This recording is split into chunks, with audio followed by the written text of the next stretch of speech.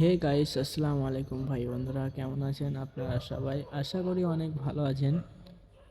But আমি আজকে চলে যাচ্ছি নিউ দিল্লি।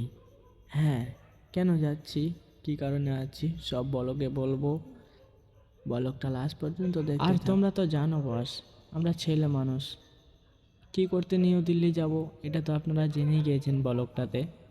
কারণ আমরা আজকে যাচ্ছি বিদেশ খাটতে। ভাই, মেহনত করতেই হবে, কারণ বড় হয়েছি তো, তাই পরিবারের ভার একটু চেপেছে। তো বস, নতুন নতুন আমি এটা ব্লগ শুরু করলাম, কেন না যে আমার বন্ধু দেখো কি এগলা যায় তাই দেখাচ্ছে। এগুলো দেখাটা ঠিক হয় না ভাই, দেখান না প্লিজ।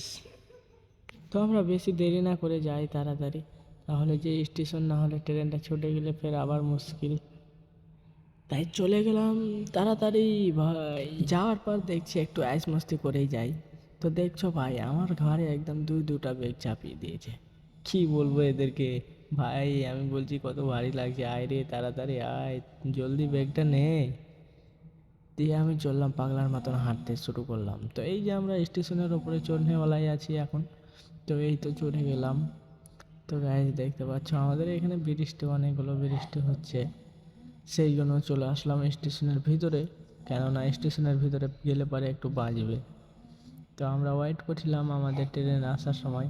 তো আমাদের ট্রেন আসবে 5টা 30-এ এরকমই।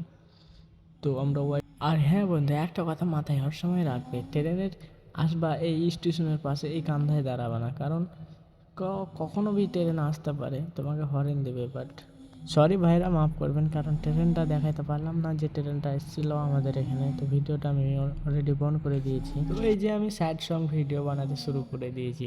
আমার বন্ধুকে বললাম ক্যামেরাটা ধরো। তো এই যে আমাদের ট্রেন চলতে লেগেছে অলরেডি, কেননা যেতে তো হবে দিল্লি, কারণ কাম করতে হবে ভাই।